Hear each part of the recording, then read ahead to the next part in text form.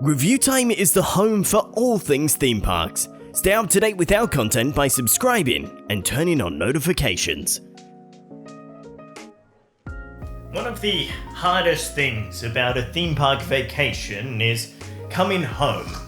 After days, almost weeks of thrills, entertainment, and holiday indulgence, we find ourselves having to come back to the real world. That time between trips, it can be grueling. And post-holiday depression is a very real thing that many people experience. How can we survive that grueling time between holidays and help bring theme parks a little closer to home? For ReviewTyme, I'm Dominic, and this is how to survive between theme park vacations. We live in one of the best times to be a remote theme park fan. Technology now allows us to do some amazing things, and one of those is to travel the world without ever leaving your home. Whilst the simple option to explore a theme park whilst at home is to jump on Google Maps and wander around in Street View, something which many theme parks now support, there are some other unique ways to explore the world's theme parks. I'd be surprised if you haven't heard about Minecraft at this point, considering that it's the best-selling video game of all time. But for those that don't know, it's a simple survival sandbox game that allows you to build pretty much anything you want. Thankfully, the theme park community has done just that. Imagineering Fun has spent several years designing a faithful recreation of the Disneyland Resort in California with the attention and detail that rivals its real-life counterpart. In the virtual resort, you're able to ride many of the attractions on offer, but honestly, it's amazing just being able to explore the park and reminisce on memories from when I was there last. The team at Imagineering Fun are working on constantly updating the server, and they've already added Galaxy's Edge and even an audio server where you can hear sounds and background music that directly matches your position in the park, meaning that when you're walking down the middle of Main Street, you get to enjoy those iconic Main Street tunes. Across the virtual country on the opposite border, you've got an incredibly detailed recreation of the Walt Disney World Resort on the Palace Network server, featuring all 4 parks and more. Palace Network used to be known as MC Magic, and whilst the name has changed, the magic is definitely real. The server features almost every ride and attraction on offer at Walt Disney World, and at select times even has shows such as Fantasmic and Happily Ever After. Additionally, the server also contains a virtual Universal Orlando resort for Universal Studios fans to explore. Both of these servers take pride in being safe online communities, and a link will be provided for everything mentioned in this video below. Even if Disney isn't your thing, you can still find hundreds of other servers out there dedicated to theme parks, but remember to verify that they're legitimate and safe before connecting to any random server. For something a little more mobile, you'll be glad to know that Roller Coaster Tycoon has received an official port for both iOS and Android. RCT Classic is a re-envisioning of the early Roller Coaster Tycoon games for the PC. Designed from the ground up on mobile, it's an incredibly faithful recreation of the original game, and I've sunk many hours working through the campaign. Unfortunately, there is no sandbox currently featured within the game, but that does mean that you're incentivized to really think about how you manage your theme park, and it makes for an exciting challenge with each different scenario available. Though, video games aren't for everybody. Thankfully, there are a myriad of amazing books and documentaries on theme parks around the world, for those that want something a little less interactive. Both Luke and I own theme park design and the art of themed entertainment. And this isn't a plug, but it's the definitive source of all things theme park design and even how they're operated. It reads more like a textbook, but that's fine because you can really pinpoint things that are specific to you. Like I've come here and it's talking about cocktail parties, and you go over the page, it's talking about excursion parks, theme park archetypes, and even layouts. It just covers everything. I highly recommend anyone who's interested in theme parks and the intricacies of theme parks to really get this, because it goes over everything.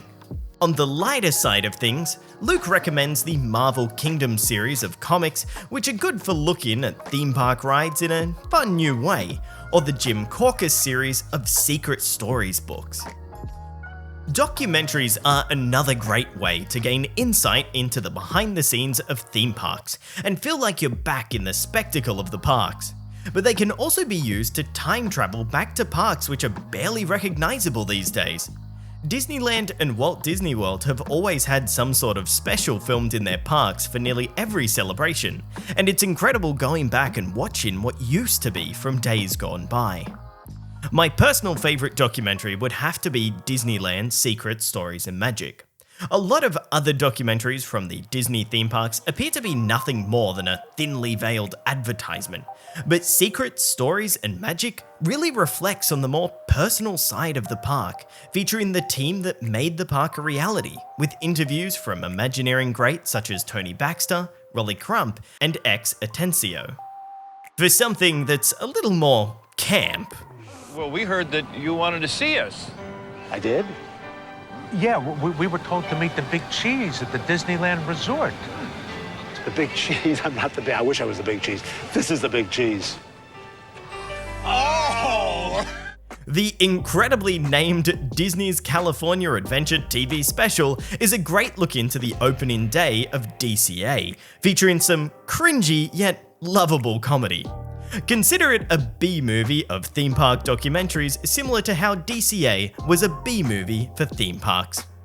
There's documentaries on almost every theme park out there, and often all it takes to track them down is a simple Google search with the park's name and then a documentary on the end. Another way to stay connected whilst at home is to keep up to date with the latest news and updates from parks around the world.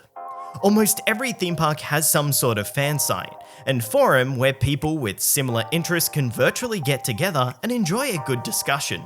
They're relatively easy to find, but two that I frequent are the Mice Chat forums for staying up to date on Disney theme park news and happenings, and Parks, which is our local Australian theme park discussion board.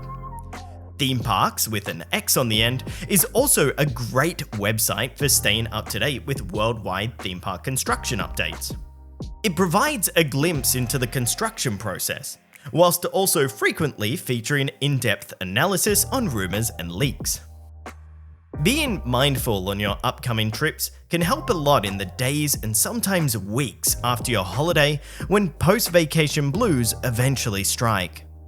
I always make an effort to take hundreds, sometimes thousands of photos, not even really good ones, whilst I'm on holidays as an anchor for my memories.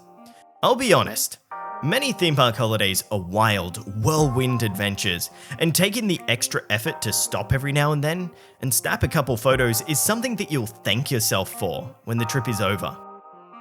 Whilst I don't recommend immediately booking your next theme park trip right after your last one, because that can often be a more impulsive than calculated decision, it's good to make a plan for what you want to do in the future. Research new parks and rides that you want to experience, and start working on your theme park bucket list. Aim for different locations and parks so that you're not stuck in a cycle of visiting the same place over and over, and that the completion of your trips becomes the starting point for a brand new adventure. Even after all of this, you've found yourself in one of the best places to stay connected with theme parks all around the world: YouTube. We're just one of hundreds of channels dedicated to bringing you content on theme parks around the world, and every single creator has something unique to bring to the table. Whilst we may not always be able to visit a theme park, thankfully in this day and age, we have the opportunity to take them with us wherever we go. But how do you survive being away from theme parks? And is there something that helps you cope that we haven't touched on? Let us know in the comments below. For the home of all things theme parks, I'm Dominic for ReviewTyme. Thanks for watching, and we hope to see you again real soon in the parks. Hiya, fellas! Gee, I've been looking for you all day. I'm sorry, Mickey, you wanted to see us for some reason? Well, I want to give you a personal tour of Disney's California Adventure. Ooh, what do you say we start with a ride on California Screamin'?